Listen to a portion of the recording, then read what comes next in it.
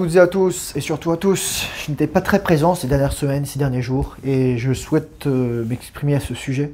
M'excuser éventuellement, parce que j'aurais aimé faire plus de vidéos, mais j'ai compris plein de leçons. J'étais déchiré entre deux tendances. Entre la volonté de la chasteté, la volonté de la rétention séminale, la volonté de l'abstinence, la volonté de la pureté, du célibat, et la luxure. Parce que la luxure, c'est pas comme dans les 7 péchés capitaux, où, avec Julien Courbet, une émission qui existait là, il y a 15 ou 20 ans, on disait « Ah, la luxure, c'est du luxe ». Non, la luxure, c'est la traduction française du mot anglais « lust », la soif, le désir, la faim carnassière. Et je ne parle pas de choses normales, on va dire plutôt de chair. Pardon, excusez-moi.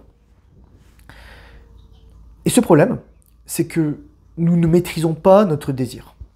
Moi, là, je dirais pendant les 2-3 dernières semaines, j'étais assailli par ça. C'était insupportable. J'étais vraiment avec moi-même et mes pensées. Et j'étais seul avec moi-même. Seul face à moi-même. Je devais gérer ça. Pas relapse. Pas éjaculer. Pas jouir. Pas succomber. Il y a des choses qui me disaient « Thomas, tu parles à Saint-Tinder ». Une partie de mon cerveau était en train de dire « Oui, regarde les photos que je vais mettre. Regarde la description que je vais mettre. » Et moi, je me disais « Putain, pourquoi je pense à ça ? Pourquoi je pense à ça ?» Parce qu'il y a cette dualité fondamentale dans l'existence. La chasteté, la pureté de l'âme, la pureté des pensées et le désir de la chair.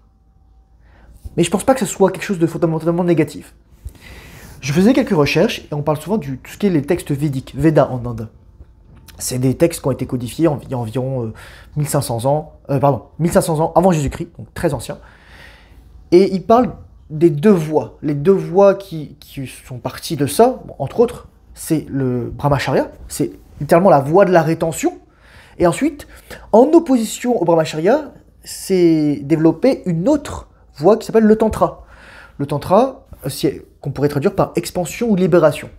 Aujourd'hui, on parle de tantrisme juste à propos du sexe. Mais en fait, le tantra, c'est plus que tout ça. C'est plus que juste le sexe. C'est plutôt... Il y a quelqu'un qui disait que c'est... le tantrisme, c'est un rituel de sexualisation, mais en fait, c'est une sexualisation du rituel. Bon, bref, on a inversé les deux mots, peu importe. Tout ce qu'il faut comprendre à partir du tantra, c'est comprendre que le but, c'est d'aller chercher plus loin, c'est d'explorer le désir. C'est finalement de le maîtriser, non plus seulement par la simple rétention, mais par le partage, la circulation. C'est pour ça que moi je considère, d'un point de vue simplement chronologique, avant de pouvoir partager, avant de pouvoir remplir le verre des autres, il faut d'abord que ton verre soit plein. En anglais on dit « Your cup must be filled before you can fill other people's cup ». C'est vrai finalement, c'est vrai. Je le vois parce que hier je discutais avec des mecs à la salle de sport, et ils ont à peu près le même âge que moi, on a sparé ensemble, pour certains, ça c'était assez sympa. Mais à un moment, il y a une nana qui passe dans la rue, et le mec dit « Oh, t'as vu, il y a une nana trop belle qui est passée. » Et le problème, c'est que c'est la vérité.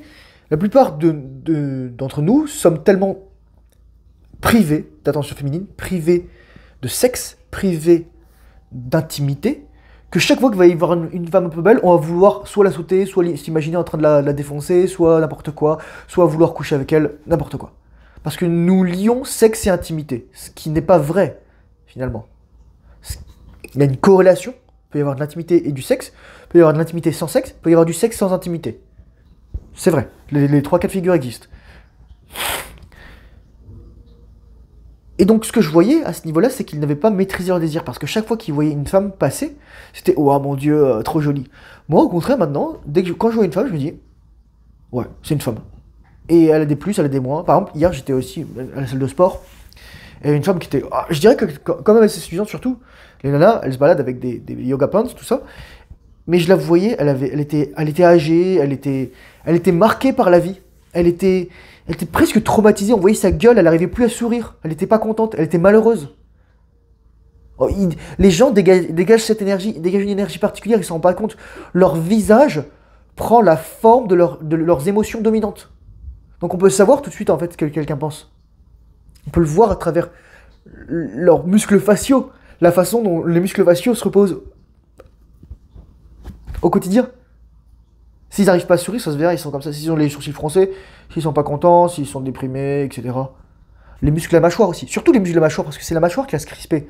Autant, parfois, il y a les yeux qui vont changer, les sourcils. Mais on va le voir dans la mâchoire. Comment les gens, ils parlent comme ça, là. Comment ils sont tout le temps en colère. Ça m'est déjà arrivé. Donc moi, je fais attention à ça. Donc le plus grand défi, je pense, lorsqu'on est en rétention séminale, c'est même pas juste la rétention séminale, mais justement, quand on est un homme, j'ai envie de te dire, c'est d'arriver à faire la part des choses entre le désir, parce que nous sommes des êtres de désir, nous sommes avant tout des êtres sexuels. On veut du cul, on veut ça. Notre cerveau est programmé pour ça. Notre cerveau est programmé pour fourrer tout ce qui bouge, pour propager l'espèce et propager nos gènes. C'est littéralement ça, si on le réduit à sa plus simple expression. Autant pour les hommes que pour les femmes. Mais ensuite, il y a les cycles naturels. Pendant très longtemps, j'ai dit, surtout avec la vidéo que j'ai fait sur les règles, plus généralement aussi pour les hommes, pendant très longtemps, on pouvait pas tout le temps faire des enfants, parce que sinon on savait qu'ils allaient mourir, ou on hypothéquait nos chances de survie, ou les femmes éventuellement n'avaient pas leur menstruation, leur règle, leur ovulation à certaines périodes de l'année, donc ça servait à rien. Et donc nous, on retenait naturellement notre semence, si tant est qu'on n'était pas accro à tout ça. Et je pense que, à très juste titre, pendant très longtemps, on n'était pas accro à ça, c'était une question qui se posait pas. Parce qu'on avait des liens, on avait un but, on avait des missions, on devait survivre, et on se rendait compte instinctivement, intuitivement, que c'était se vider notre énergie et de nos chances de survie. Et donc on le faisait pas. Mais aujourd'hui, on a accès tout le temps à ça. Tu peux littéralement aller sur une application, bon, si t'es minimalement comestible, si juste t'es masculin et t'as le physique, et même si juste t'as le physique, tu peux avoir tout ce que tu veux. Bon ok, ça se trouve la nana, ensuite elle va te mépriser, mais si t'as juste le physique, et quand ensuite tu rajoutes la masculinité, t'as toutes les femmes. Je rigole même pas en disant ça. Et plus t'as un bon physique, plus t'as accès à des femmes jeunes, belles, fertiles, et qui sont un peu folles sexuellement. Il faut le mettre, c'est comme ça. C'est les femmes qui cachent leur sexualité. Elles font genre, elles sont gentilles, etc. Mais en fait, c'est des démonesses au lit. Nous, les hommes, nous n'avons pas à cacher ça. Notre énergie sexuelle et notre énergie virile ne font qu'un. Alors que pour une femme, avec les tabous, avec la question de la fertilité, avec la bienséance en société, elles sont obligées de cacher ça. Parce qu'une femme, et ça c'est un sujet important que je vais dire, une femme qui se montre trop ouverte va avoir des sollicitations non désirées. C'est pour ça qu'une femme qui s'habille un petit peu trop chaude ou qui met des images un peu partout sur les réseaux sociaux, il y a des mecs non désirables qui vont lui écrire. Et de toute façon, quand tu écris à une femme, par défaut, t'es non désirable. Parce que c'est elle qui doit te remarquer. Tu n'as pas à poursuivre une femme. Si tu veux faire très simple, je vais te donner un petit conseil, et ensuite je vais terminer, je pense, cette vidéo parce que je ne vais pas aller très longtemps. Choisis une femme qui te choisit. C'est-à-dire que si une fille a 0% d'attraction, tu la choisis pas. Si c'est micmac et que tu dois la poursuivre, c'est nul à chier, et je vais t'expliquer pourquoi. Et seulement si elle est à fond en toi, ok, c'est bon. Parce que you cannot pay your way to attention. Voilà. Tu peux pas payer une femme pour qu'elle te donne la validation authentique de sa sexualité. Tu peux éventuellement y avoir accès, mais c'est un ersatz, c'est faux. Les escort girls, les prostituées, etc. Je le vois, la pornographie. Moi, je le sens maintenant, je le vois à travers ça. Il n'y a pas de désir. Il y a peut-être du plaisir, de la stimulation, mais il n'y a pas de désir. Le désir vient de la masculinité. Tu peux avoir le plus gros pénis de la Terre. Si t'es pas masculin, la fille, elle va te faire des commentaires en disant que t'as une petite bite. Littéralement. Parce que toi, t'es pas masculin. Parce que toi, t'es pas ancré. Une femme, elle veut être excitée socialement. Et ce qui va littéralement la polariser, c'est ta masculinité. C'est ça qui va la polariser et la sexualiser. Et donc, c'est le paradoxe, finalement, que je voudrais aborder ici. C'est que pour guérir du désir, il faut se concentrer sur soi. À travers la rétention. C'est juste une danse. C'est un échange entre les deux. Et dans l'idéal, c'est d'avoir une seule partenaire. Parce que il y a beaucoup de maîtres yogiques ou alors tantriques ou alors de sexualité ou de chamanisme qui disent ah oui mais non, tu peux coucher avec qui tu veux, c'est l'essence sacrée de l'univers, etc. Il n'y a aucun impact. Non, ça c'est faire preuve d'irresponsabilité selon moi. C'est encore une fois être l'esclave du désir. Parce que oui, tu veux fourrer partout. Oui, il y a des gens qui vont fourrer partout. Je racontais cette histoire sur mon Discord lors de l'appel d'hier où je lisais un bouquin sur le chamanisme et à un moment il y a un mec, il voit une nana intéressante dans un village et la nana elle va le voir et ils couchent ensemble. Elle dit ah mais mon mari il sait pas mais il est d'accord. En fait, le mec là qui raconte l'histoire, c'est juste un. Il aurait dû dire non, j'accepte pas. J'accepte pas. Bon, ensuite, la nana aurait dit, oh oui, mais laissez me coucher avec moi, etc. Oui, les femmes, elles vont changer leur histoire souvent pour accommoder, pour montrer qu'elles sont des êtres de désir. C'est ça, des êtres de désir hautement sexualisés. C'est juste qu'elles vont le cacher. Et avec ces dérives, je vais citer une personne qui s'appelle Psalm Isadora. C'est une femme. Bon, apparemment, enfin, c'est pas apparemment, il y a eu des. Elle a subi des agressions sexuelles de la part de son père, quand elle était très jeune. Entre 5 et 10 ans probablement. Et ça l'a détruite. Mais au bout d'un moment, elle a décidé de se remettre, elle a commencé à faire du sexe tantrique, et raconter une histoire, enfin, il y avait des histoires, c'est même pas des histoires, c'est des témoignages, qu'à un moment, oui, pour libérer la sécurité de la femme, elle les mettait dans un état de transe, certaines femmes, donc hypnose, ou alors suggestion, respiration, et ensuite, littéralement, elle les touchait. Je sais pas dans quelle mesure c'était consentant, il y a des femmes qui disent, oh oui, ça m'a libéré, et d'autres qui disent, il y a une femme qui est en train de me faire un cunnilingus alors que je viens de me réveiller. C'est un peu chelou, quoi. C'est ça que je veux dire. Il y a des limites sacrées à la sexualité. Et c'est ça qui va faire la différence entre un mec qui sera l'esclave de l'homosexuel, qui va vouloir coucher partout pour. Pas juste avoir du désir sexuel, mais valider finalement son essence, son existence, parce qu'il n'est pas masculin, comme un mec comme Andrew Tate. Oh oui, je couche avec qui je veux. Mais non, t'es une gonzesse. T'es une gonzesse. Comme une gonzesse a besoin d'être validée en couchant avec plein d'hommes, toi tu veux coucher avec plein de femmes pour valider ta masculinité. En plus, accessoirement, tu vas éjaculer. Mais c'est la logique du mec qui s'accouple à court terme.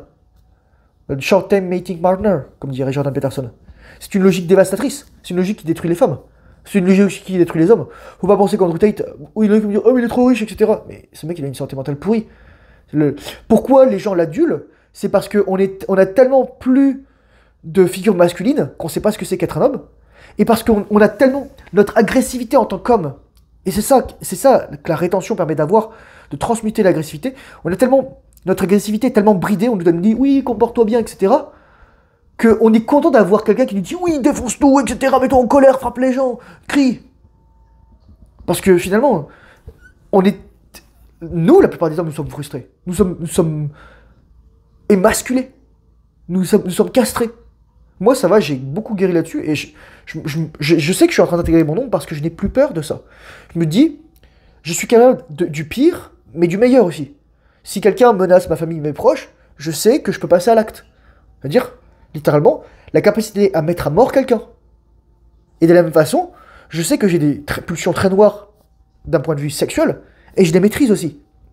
C'est ce dont parlait Freud, Eros et Thanatos. Voilà. C'est ça que j'ai envie de dire, c'est intégrer l'ombre et la lumière, intégrer la voie de la rétention et aussi l'expansion de la libération.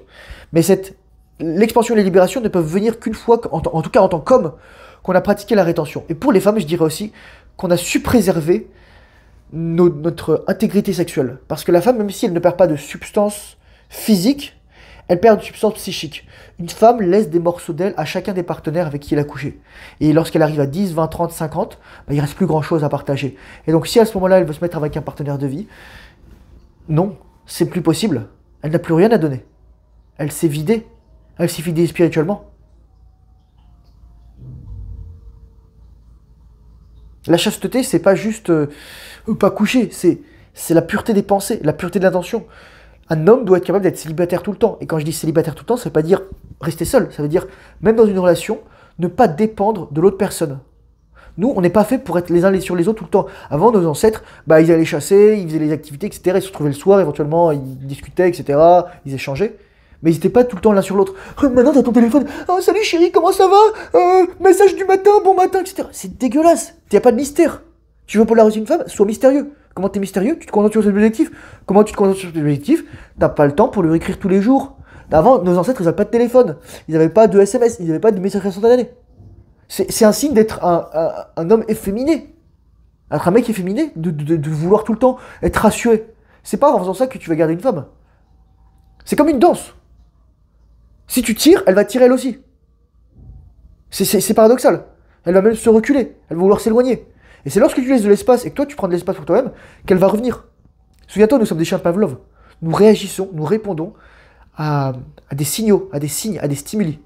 Et actuellement, nous répondons à des stimuli très mauvais parce que moi, lorsque j'entends les gens, oui, mais regardez, vous pensez toujours à la virginité, je fais oui parce que c'est ce qui marche mieux pour une partenariat à long terme, et si parce que nous, les hommes, nous ne nous respectons plus, nous choisissions des femmes et des partenaires qui sont déjà marqués, qui ont déjà vécu, qui ont déjà éventuellement des enfants, qui ont déjà... À toi de voir ce que tu veux, si t'es en paix avec ça. Ou qui ont déjà plein de vie sexuelle et qui d'un coup veulent se poser. Tombe pas dans le panneau. Sois pas con. C'est toujours d'avoir des standards. De choisir des personnes qui auront su préserver leur pureté. Qu'on parle de virginité, qu'on parle de santé mentale, qu'on parle de n'importe quoi. Et encore une fois, je dis, si t'es amoureux d'une femme, t'es un blaireau. Parce qu'une femme, son but, c'est de te séduire. Une femme, ce qu'elle veut, et ça va être très, très noir, dans les très rares cas où tu vas pas tomber sur vraiment une femme féminine, éduquée, élevée, qui comprend qu'on pouvait vous élever ensemble et bâtir des ressources ensemble, elle voudra la moitié de ton compte en banque. Elle veut le mariage avec la communauté des biens. C'est vrai, c'est la vérité. Et cela dit, il y a aussi des mecs qui vont faire ça, qui vont vouloir mariage avec la communauté des biens, parce que eux, c'est des mecs qui dépensent l'argent, qui sont endettés, qui ont l'argent qui leur brûle les doigts. Voilà, ça va dans les deux sens. Mais en général, c'est l'homme qui a le plus de ressources, c'est l'homme qui génère le plus de ressources. Donc c'est la femme qui va avoir cette position plus de demandante. C'est pas une chose mauvaise, mais dans l'idéal, ça devrait être quelque chose qu'on ne devrait pas subir. Le problème, c'est qu'on subit ça aujourd'hui. On subit ça parce qu'on ne connaît pas les lois du mariage, on ne connaît pas les lois des relations. On ne connaît pas notre sexualité, on ne se maîtrise pas. On est l'esclave de notre désir sexuel, qu'on soit un homme ou une femme. Et donc, résultat, on ne peut jamais se développer entièrement, développer pleinement notre potentiel et avoir accès à une relation saine. Parce qu'on n'a pas fait le travail sur nous. Parce que lorsqu'on cherche l'amour chez les autres, ça veut dire qu'on l'a pas en soi. J'espère que cette vidéo aura pu t'aider. Courage forceneur, bonne rétention séminale. Discipline fait le travail difficile, surtout lorsque tu n'as pas envie. Et continue la rétention séminale, c'est tellement important.